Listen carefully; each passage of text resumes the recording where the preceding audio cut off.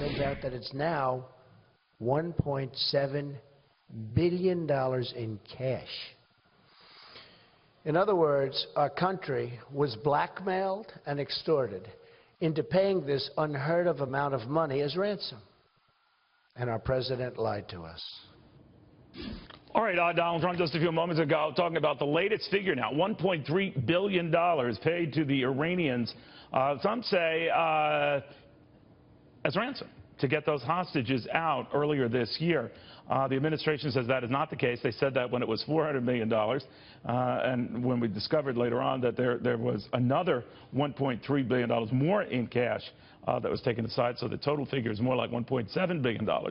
You have to ask yourself, well, that's a lot of money, period, but it's also all in cash.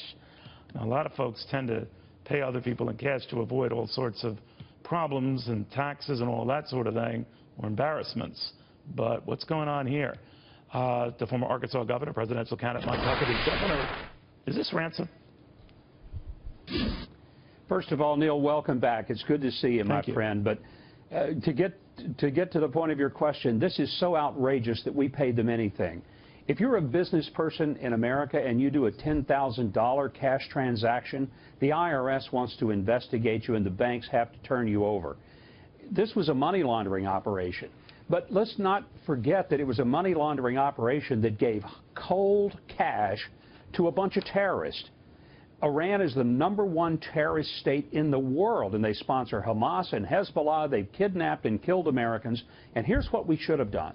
And we should have told Iran and we should have told The Hague, if you want that money, you can go straight to hell and see if you can get it.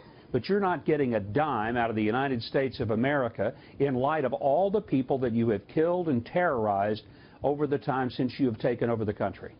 You know, Governor, it's interesting in reading the details on this. It started with that plane that was filled with $400 million in cash that was sent to Iran in January.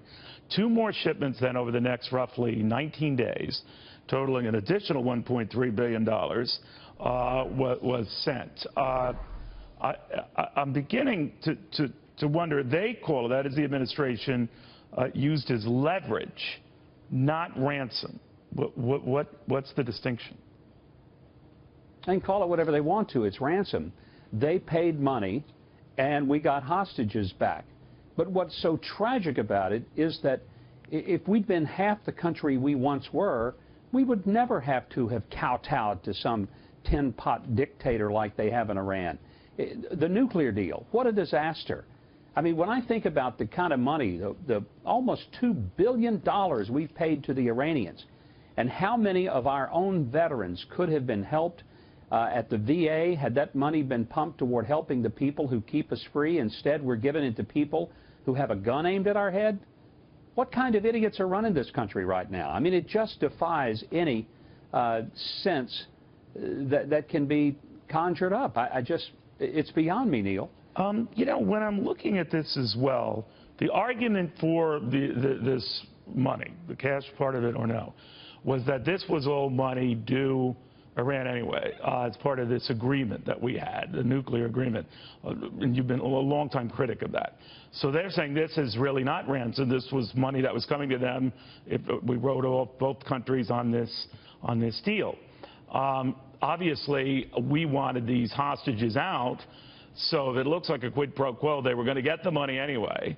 If they were going to come out of there faster by giving them the money, you know, up front, that's not ransom. That's just committing a little ahead of time to the deal. I'm just trying to give you their argument. You say what? Well, what they somehow are missing is that the government with which this deal was done was the government of the Shah, who was toppled by the revolutionaries. This is not a deal that we made with the revolutionaries of Iran that kidnapped Americans and held them hostages for over a year, and that since that time, in the 46 years, 47 years since that time, have killed Americans, kidnapped Americans, financed terrorism that has killed Americans and killed American soldiers, that has terrorized Israel, that is up into the Middle East, and that is rapidly working toward a nuclear device, and it's not for defensive purposes. So for us to pretend that somehow it's the same government and we owe them the money, that's nonsense. I mean, that government went out of business, and the government that has come into power is a government that tramples over its citizens and kills 22-year-old women in its streets and lets her blood run down the sidewalk as a reminder that nobody better ever raise a hand against this government again. Real quickly, Donald Trump becomes president. If that were to happen, and he shelved this deal, what would you think of that? And some who have said, like it or not, if America gets into the habit of scrapping deals, it can't be counted on or relied on to make any deal. You'd say what? Well, I think we are obligated to the deals that we made with governments that existed. When that government ceases to exist and some terrorist group comes in, it's like saying, I made a deal to buy a Buick from a neighbor of mine. In the meantime, someone came in, burned the guy's house down, stole his car, and now wants me to pay for the Buick that doesn't even exist. I'd tell him where to go. I'm not going to honor. That's not a deal.